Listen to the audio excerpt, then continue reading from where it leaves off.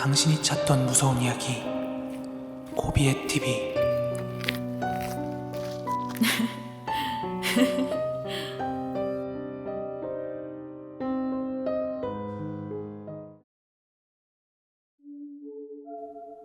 (2022년 11월 16일)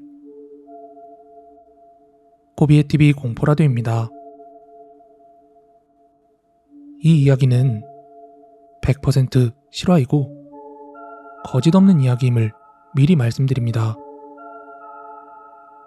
4년 전 겨울에 저는 알바천국에서 일자리를 찾아보다가 어느 경비보안 업체에 지원을 하게 되었고, 그렇게 근무지를 돌고 돌아서 인천에 있는 어느 종합병원에서 근무를 하게 되었습니다. 주로 하는 일은 2시간마다 순찰, 주차 안내, 혹은 응급실에서 돌발 상황 발생 시에 제지하는 정도였습니다. 순찰은 순찰 코스에 이제 중간중간에 타임카드를 찍는 손바닥만한 장치가 벽에 달려 있었거든요. 거기에 카드를 찍으면 이제 제가 순찰을 돌았는지 안 돌았는지 기록이 남는 것이죠. 이게 총 20개 가까이 병원 구석구석마다 달려 있었습니다. 그 말은 즉, 아무리 어둡건 무섭건 간에 그 일의 특성상 지나가기 싫은 장소라도 2시간마다 꼭 한 번씩은 가야 한다는 것이었죠. 그리고 제가 일했던 종합병원은 입원병동실을 제외한 모든 출입문은 오후 6시에서 9시 사이에 순찰을 돌면서 전부 잠그게 되어 있습니다. 사건은 제가 근무한 지도 한 2달 조금 넘어서였나? 그날은 밤샘 근무를 하고 있었는데 그날따라 정말 누가 어깨에 올라탄 것 마냥 몸이 너무 무겁더라고요. 저는 그렇게 비몽사몽 근무를 서고 있었습니다. 그러다 새벽 1시쯤이었나? 응급실에서 무전기를 통해서 갑자기 연락이 왔어요. 정은씨, 지금 응급실 입구로 좀 와주셔야 할 것 같은데요? 저랑 비슷한 일을 해보신 분들이라면 다 아시겠지만 응급실에서 깽판 치는 사람들 이거 제지하는 거 진짜 진심으로 꼭지 돌 때 많습니다. 어떻게 후려 갈길 수도 없고. 에휴. 아무튼 전 누가 또 응급실에서 난동 피우는구나 생각하고 응급실 쪽으로 향해 갔습니다. 그런데 막상 도착하니까 간호사 2분과 구조원 1분이 저를 바라보면서 뭔가를 같이 들어달라고 하는 겁니다. 근데 그게 뭐였냐면 뭔가가 두꺼운 반투명 비닐로 씌워져 있다기보단 칭칭 감겨져 있었다? 뭐 이렇게 표현하는 게 더 가까운 것 같습니다. 그렇게 가까이 다가가기 전까진 그게 뭔지 전혀 몰랐습니다.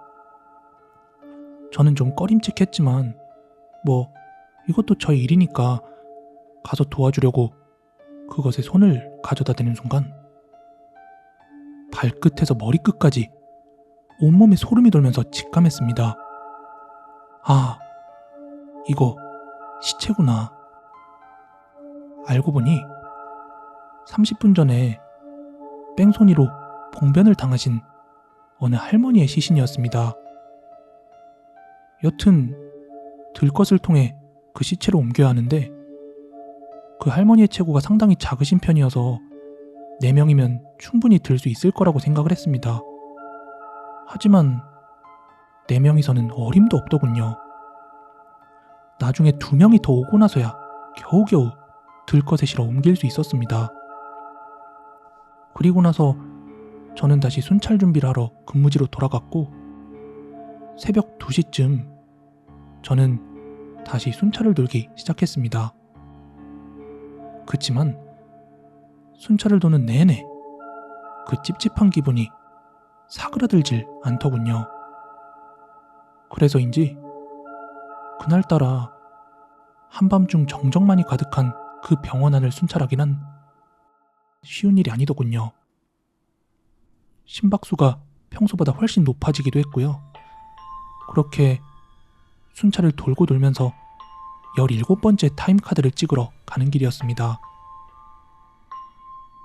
정신병동 복도를 지나 코너를 돌아서 잠겨져 있는 문을 열고 딱 몇 발자국 앞으로 걸어 나갔을 때 저는 정말 그 자리에서 얼어붙고 말았습니다.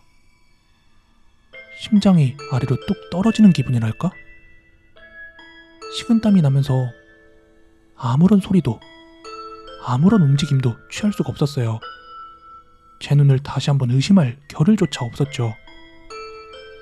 왜냐하면 제가 본 건 20m쯤 앞에서 검은 소복을 입고 머리를 산발로 다 풀어헤친 할머니가 소름 끼칠 정도로 엄청 빠른 걸음으로 비상구 쪽을 향해 후다닥 지나가더군요. 제가 본 것이 사람이라 할지라도 그곳엔 분명 아무도 없어야 했습니다. 제가 앞서 말했듯 오후 6시에서 9시 사이에 순찰을 돌 때는 분명히 입원 병동실을 제외한 모든 출입문은 잠궈놨었거든요. 항상 2-3번씩 확인해왔습니다. 그렇게 한 5분 남짓? 제자리에서 아무것도 못하고 얼어있는 상태로 가만히 서 있기만 했습니다. 정말 몸이 전혀 움직여지지 않더라고요.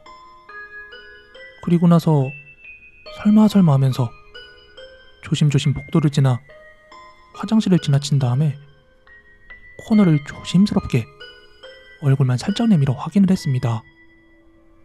그러자 아무도 없더군요. 그리고 속으로 제발 비상구 문만큼은 잠겨있질 않길 바랬죠. 왜냐하면 만약에 문이 잠겨있지 않은 거라면 제가 본 것이 귀신이 아니라 사람일 수도 있었을 테니까요. 그런데 지금 생각해보니 그게 사람인들 뭐가 중요합니까? 그땐 이미 제 멘탈이 반 이상 털린 상태였는데. 아무튼 저는 조심스럽게 손잡이를 잡고 문을 열어보려 했지만 비상구 문은 요지부동 열리지 않더군요. 심장박동수가 다시 한번 빨라졌고 어떻게 해서든 그 자리를 빨리 벗어나고 싶더라고요.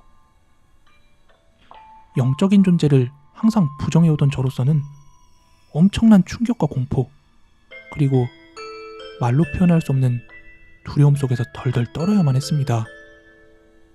그리고 저는 순찰을 마저 돌지 못하고 그날을 마지막으로 일을 그만두었습니다. 사람이 정말로 겁에 질리면 입 하나 뻥끗하지 못하게 된다는 걸 저는 그때서야 알게 되었습니다. 오늘 준비한 무서운 이야기는 여기까지고요. 가시기 전에 좋아요, 구독하기 버튼 꼭 좀 한 번씩 눌러주시기 바랍니다. 여러분들께서 직접 겪은 무서운 이야기 혹은 알고 있는 이야기 아래 이메일을 통해서 많은 제보와 참여 부탁드리겠습니다. 저는 내일 더 무서운 이야기로 찾아오도록 하겠습니다. 감사합니다.